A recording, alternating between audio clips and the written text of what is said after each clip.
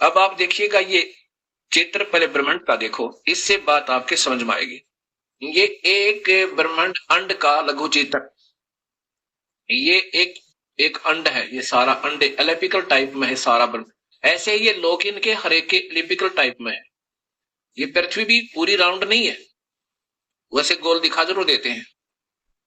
अब यहां है ये सारा खेल है। ये नीचे के 7 लोग, ये पाताल लोक, ये तलातल, मतातल आदि, रसातल, ये सारे, ये फिर पृथ्वी लोक है। ये है, ये वो मंडल हैं, ये स्वर्ग और नरक, ये साथ ही साथ है इंद्र के लोक में। और फिर ये शिवलोक दूसरा मंडल, और तीसरा ये ब्रह्मा का लोक, चौथा ये विष्णु का लोक, और पांचवा ये काल का। ये भंवर गुफा हर एक चीज बनी हुई है, एंट्रेंस प्लेस है ये। यहाँ एक महास्वर्ग बना इस ब्रह्मलोक में, इसको ये सतलोक कहते हैं। और महाविष्णु का केवल यहाँ प्रकाश दिखाई देता है, स्वयं यहाँ नहीं आते। ये काल, ये यहाँ रहता है इस ब्रह्मलोक में। इसको सतलोक बना रखा यहाँ पर नकली, और इसमें ही नकली सतलोक, अलखलोक, अनामी लोक भी बनाए हुए हैं। इसमें 4 स्थिति बना रखी है काल ने, उसी सच्चे उस सतलोक की ही नकल बनाई हुई है यहाँ पे। और ऐसे ही ब्रह्मांडों के बाहर भी बना रखा है। अब ये एक ब्रह्मांड में ही ये 5 नामों वाले चक्कर काटते रहते हैं, ये बाहर नहीं जाते। ये फिर देखिए इस पूर्ण ब्रह्मांड का, एक ब्रह्मांड के अंदर ये काल का जाल आपके ऐसे समझ में आएगा, अन्यथा नहीं आ सकता। ये एक ब्रह्मांड है। और फिर बताया है कि ये 5 शब्द, 5 है मुद्रा, लोक, द्वीप, यम, जाला। ये एक ही ब्रह्मांड में काल का जाल है, यम जाल, काल का जाल। और कहे कबीर अक्षर से आगे नी अक्षर उजियाला। कहां जाना हमने जयबंदी छोड़ की। कहे कबीर अक्षर से भी आगे, अक्षर पुरुष। जैसे गीता जी के 15वें अध्याय के 16 और 17 में लिखा है कि 2 भगवान क्षर पुरुष। क्षर पुरुष तो ये ब्रह्म काल है, जो ब्रह्मा विष्णु महेश के पिताजी हैं, जो 1 लाख जीवों के आहार करते हैं। और अक्षर पुरुष वो परब्रह्म है। कहते इस अक्षर पुरुष से भी आगे अपने पूर्ण ब्रह्म, जो उत्तम पुरुष तो अन्य है, वो तो दूसरा ही है।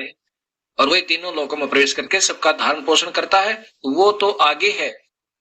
नि अक्षर उजियाला, वास्तव में प्रकाश उस परमेश्वर का अलग है, उसका नूर है, और वो आकार में है, कबीर है। अब देखिएगा ये 21 ब्रह्मांड का चित्र, ये आपको क्लियर करेगा, स्पष्ट करेगा। ये है ज्योत निरंजन काल ब्रह्म के लोक 21 ब्रह्मांड का लघु चित्र। ये पूरे जो एलिप्टिकल स्लेब से बनी हुई काल ने ये जाल फैला रखा ब्रह्म ने।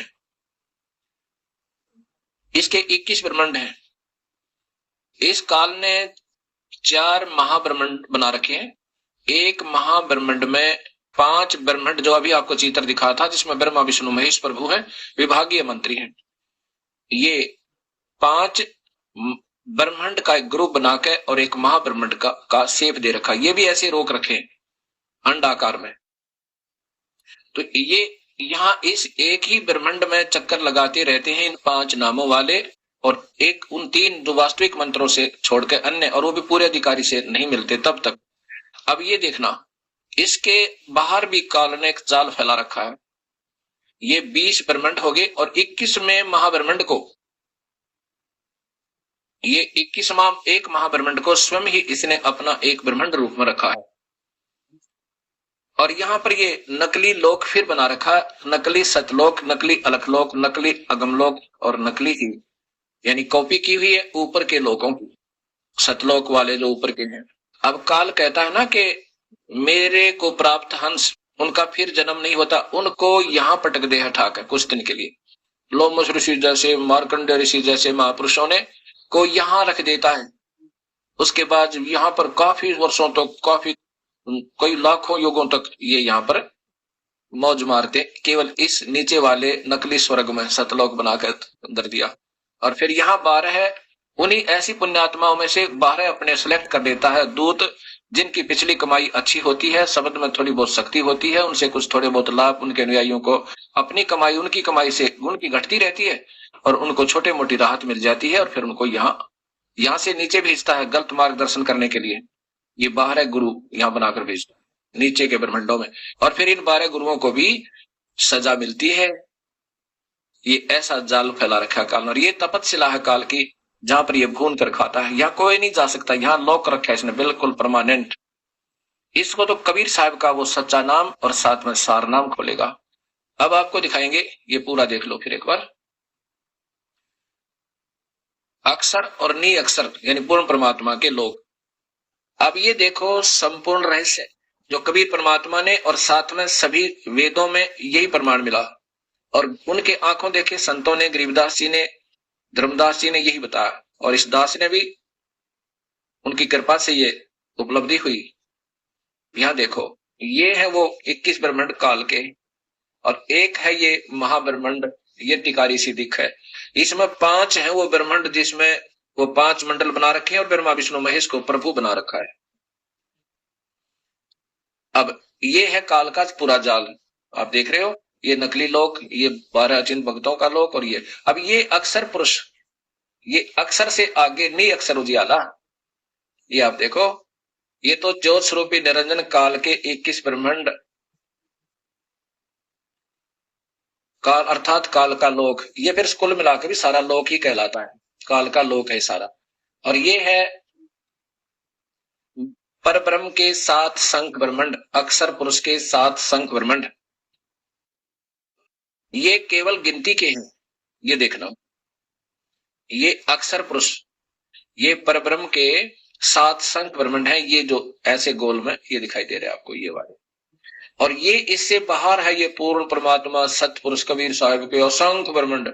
ये छोटी छोटी टिक्की दिखे, ये ब्रह्मांड है, इनकी गिनती है कोई ना। अब इनको इसकी और इसकी तुलना में ये कितना है, ये हिसाब लगाना। ये है वो वास्तविक स्थान सतलोक जो कबीर परमात्मा का निज स्थान है। और साथ में ऊपर भी यही परमात्मा कबीर साहब ही अपने अन्य रैंक पोस्टों पर ये स्वयं ही रहते हैं। जैसे इसमें सतपुरुष सतलोक में, उसमें अगम लोक में अगम पुरुष, इन्हीं को कहते हैं।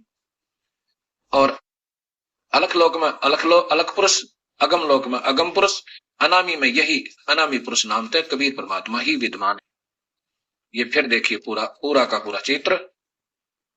अब ये देख लेना आत्माओं, आपके सामने सच्चाई है। अभिमान जीव का सबसे बड़ा शत्रु है। जब तक हमारे अंदर अहंकार है, भगवान निकट नहीं आ सकता। और हमने चाहिए भगवान से किसी प्रकार मिल रहे, हमने तो परमात्मा के लिए कमर कसी है। फिर उसमें अग्रम मग्रम किसा। जो बच्चा मिलिट्री में भर्ती हो गया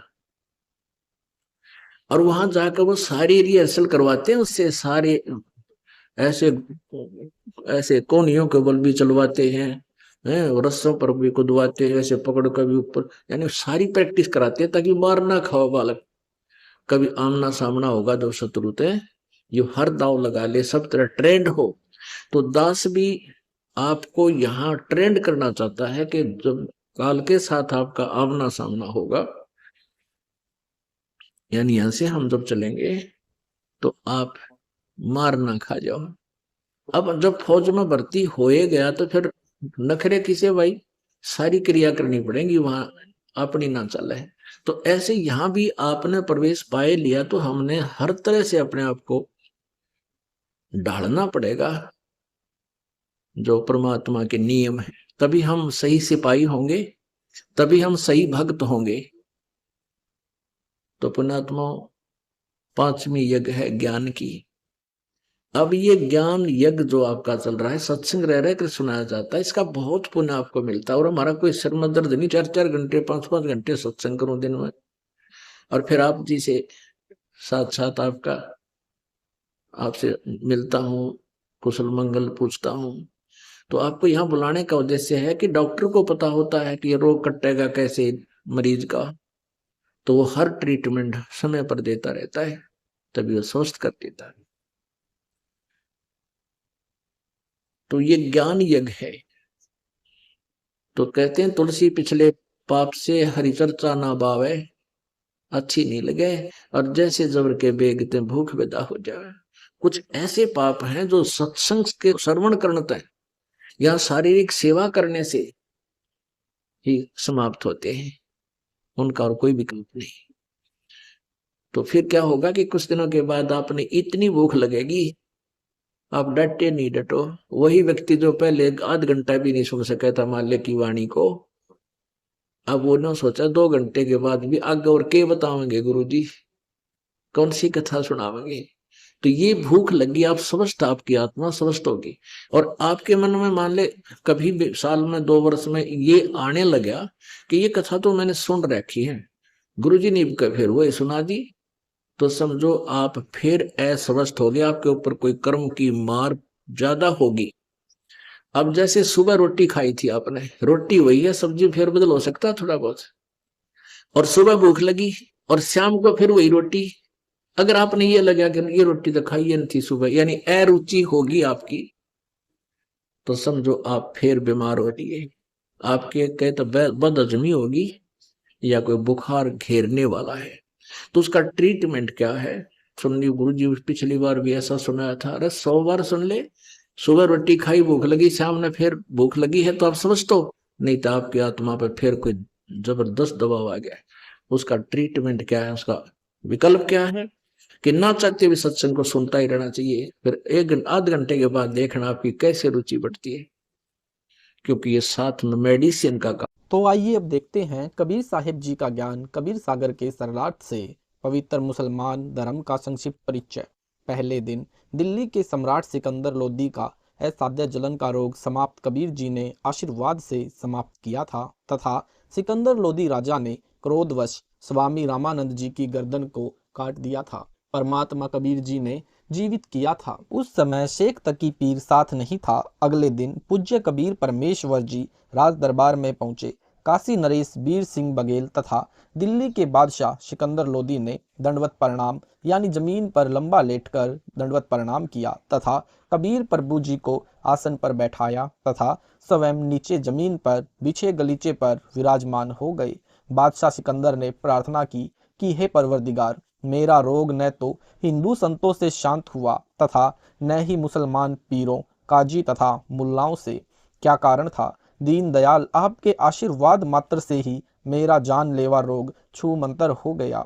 कल रात्रि में मैंने पेट भरकर खाना खाया, यानी वर्षों से यह कष्ट मुझे सता रहा था। आपकी कृपा से मैं स्वस्थ हो गया हूँ। परमेश्वर कबीर साहिब जी ने बताया कि राजन, पूर्ण परमात्मा अल्लाहु अकबर यानी अल्लाहु कबीरू यानी कबीर ही सर्व पाप नाश यानी क्षमा कर सकता है, जिसका मेरे अतिरिक्त किसी को ज्ञान नहीं है। अन्य प्रभु तो केवल किए कर्म का फल ही दे सकते हैं। जैसे प्राणी को दुख तो पाप से होता है तथा सुख पुण्य से। आपको पाप कर्म के कारण कष्ट था, यह आपके प्रारब्ध में लिखा था। यह किसी भी अन्य भगवान से ठीक नहीं हो सकता था, क्योंकि पाप नाशक पूर्ण परमात्मा कबीर देव यानी अल्लाहु अकबर के वास्तविक ज्ञान व भक्ति विधि को न तो हिंदू संत गुरुजन जानते हैं तथा न ही मुसलमान पीर, न काजी तथा न ही मुल्ला परिचित हैं। उस सर्वशक्तिमान परमेश्वर की पूजा विधि तथा पूर्ण ज्ञान केवल यह दास जानता है। न श्री राम तथा न श्री कृष्ण अर्थात न श्री विष्णु जी जानते तथा न ही श्री ब्रह्मा जी तथा न ही श्री शिव जी, न ब्रह्म यानी जिसे आप निराकार प्रभु कहते हो वो भी नहीं जानता। न हजरत मोहम्मद जानता था, न ही अन्य मुसलमान पीर व काजी तथा मुल्ला ही जानते हैं। शेख तकी नामक मुसलमान पीर से वार्ता। परमेश्वर कबीर साहिब जी के मुख कमल से उपरोक्त वचन सुनकर शेख तकी व्यंग्यात्मक तरीके से बोला कि क्या तू ही जानता है सर्व ज्ञान को? हमारे हजरत मोहम्मद साहब जी को भी अज्ञानी कह रहा है। बीच बचाव करते हुए वीर सिंह बघेल काशी नरेश ने कहा, पीर जी, इसमें नाराज होने की कौन सी बात है? प्रेम पूर्वक शंका का समाधान कराओ। काशी नरेश जानता था कि सर्व ज्ञान संपन्न यानी सर्व ज्ञान संपन्न पूज्य कबीर साहिब जी ज्ञान गोष्ठी करके पीर जी का भ्रम निवारण करना चाहते हैं। काशी नरेश जी ने शेख तकी से कहा, कबीर जी ने किस कारण से हजरत मोहम्मद जी को पूर्ण ज्ञान से वंचित कहा है? आप कारण पूछो। शेख तकी ने कहा, प्रश्न ही तो पूछ रहा हूँ, कबीर जी कारण बताए। किस आधार पर हमारे परम आदरणीय हजरत मोहम्मद जी को अज्ञानी कहा है? पवित्र कुरान शरीफ ने प्रभु के विषय में क्या बताया है? परम पूज्य कबीर परमेश्वर ने कहना प्रारंभ किया। पवित्र कुरान शरीफ सूरत फुरकानी संख्या 25 आयत 52 से 59 में जिस कबीर अल्लाह का विवरण है वह पूर्ण परमात्मा है, जिसे अल्लाहु अकबर यानी ए कबीरू कहते हो। कुरान शरीफ का ज्ञान दाता अल्लाह यानी अल्लाह किसी अन्य कबीर नामक अल्लाह की महिमा का गुणगान कर रहा है।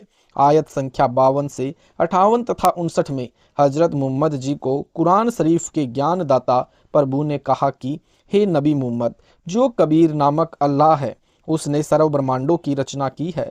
वही सर्व पाप नाशक करने वाला है तथा सर्व के पूजा करने योग्य है। उसी ने जमीन तथा आसमान के मध्य जो कुछ भी है सर्व की रचना 6 दिन में की है तथा 7वें दिन आसमान में तख्त पर जा विराजा। काफिर लोग उस कबीर प्रभु यानी अल्लाह अकबर को सर्वशक्तिमान प्रभु नहीं मानते।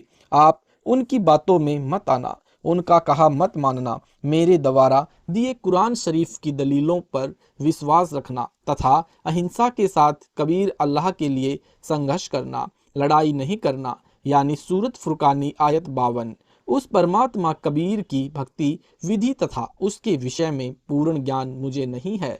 उस सर्वशक्तिमान सर्व ब्रह्मंडों के रचनहार सर्व पाप नाशक सर्व के पूजा योग्य कबीर अल्लाह की पूजा के विषय में किसी तत्वदर्शी यानी बाखबर संत से पूछो।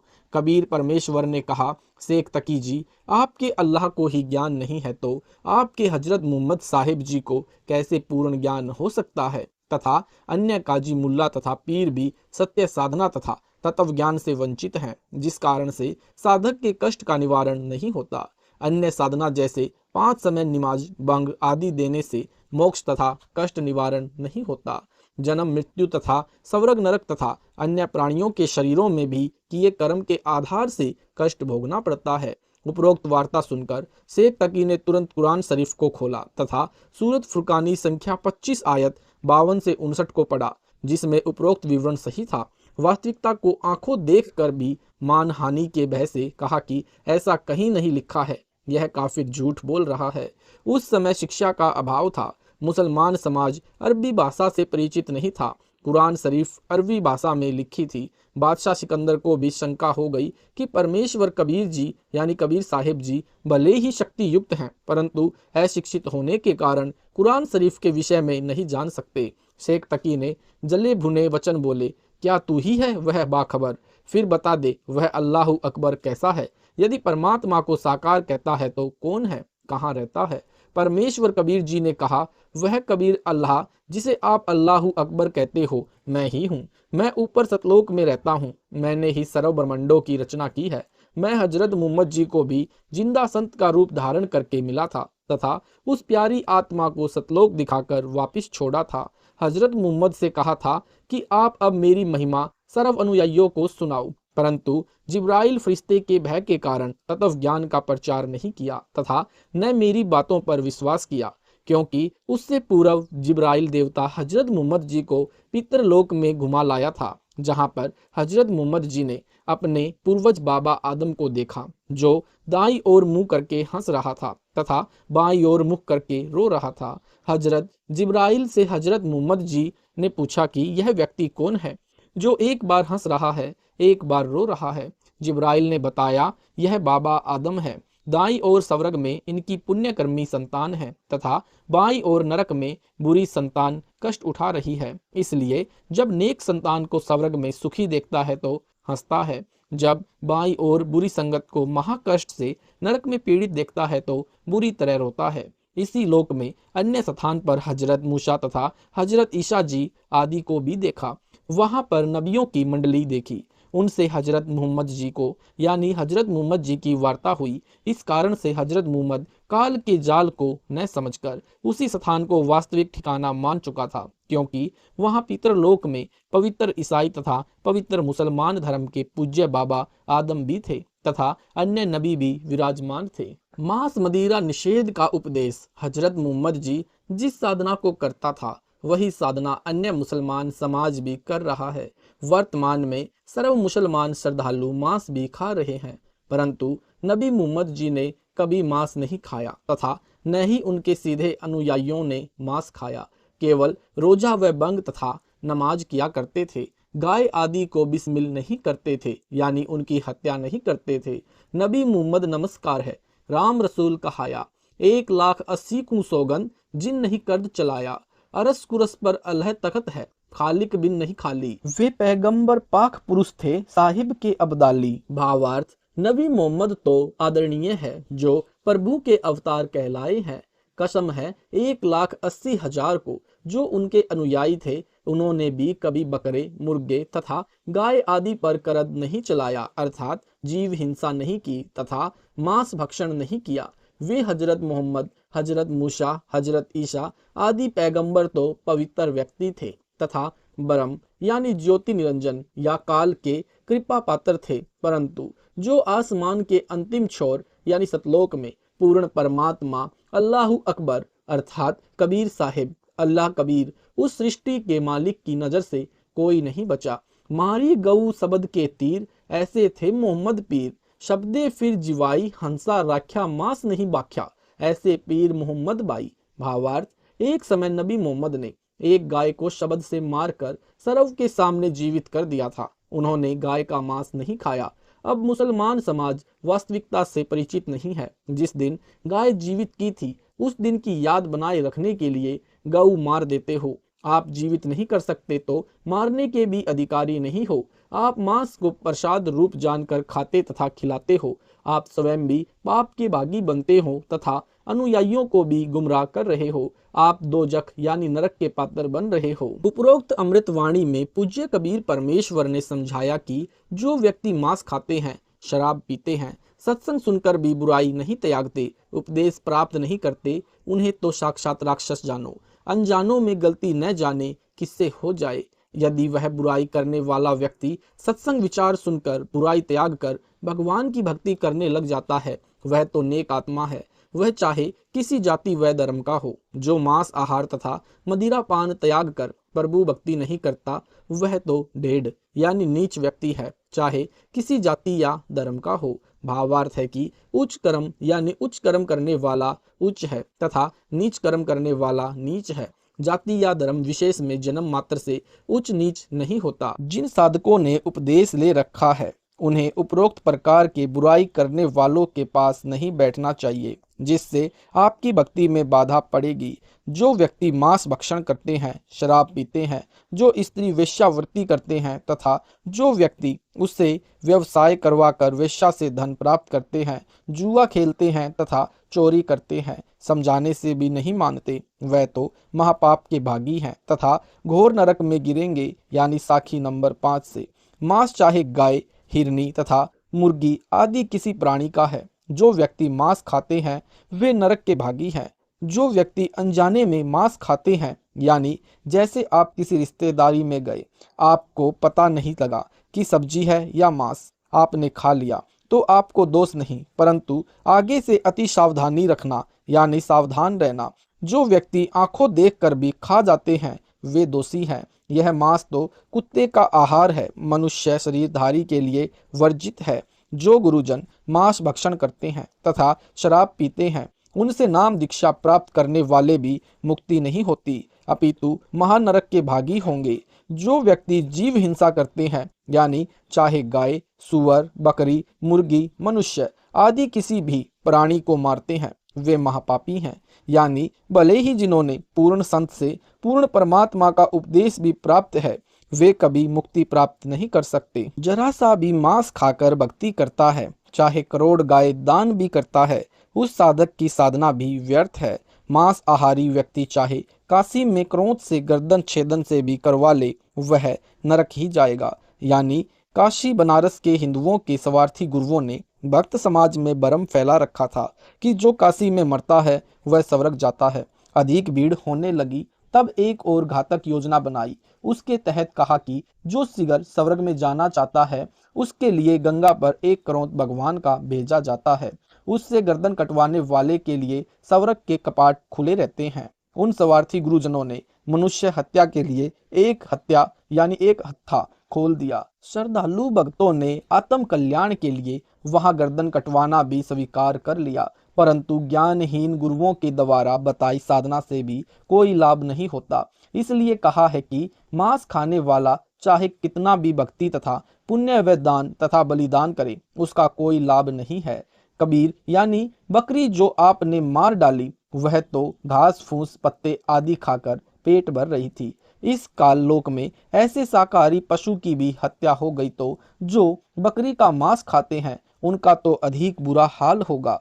पशु आदि को हलाल, बिस्मिल आदि करके मांस खाने व प्रसाद रूप में वितरित करने का आदेश दयालु यानी करीम प्रभु का कब प्राप्त हुआ? यानी क्योंकि पवित्र बाइबल उत्पत्ति ग्रंथ में पूर्ण परमात्मा ने 6 दिन में सृष्टि रची, 7वें दिन ऊपर तख्त पर जा बैठा तथा सर्व मनुष्यों के आहार के लिए आदेश किया था कि मैंने तुम्हारे खाने के लिए फलदार वृक्ष तथा बीजदार पौधे दिए हैं। उस करीम यानी दयालु प्रभु पूर्ण परमात्मा की ओर से आपको फिर से कब आदेश हुआ? यह कौन सी कुरान में लिखा है? पूर्ण परमात्मा सर्व मनुष्यों आदि की सृष्टि रचकर ब्रह्म यानी जिसे अव्यक्त कहते हो, जो कभी सामने प्रकट नहीं होता, गुप्त कार्य करता तथा करवाता रहता है, यानी काल को दे गया। बाद में पवित्र बाइबल तथा पवित्र कुरान शरीफ आदि ग्रंथों में जो विवरण है वह ब्रह्म यानी काल ज्योति निरंजन का तथा उसके फरिश्तों का है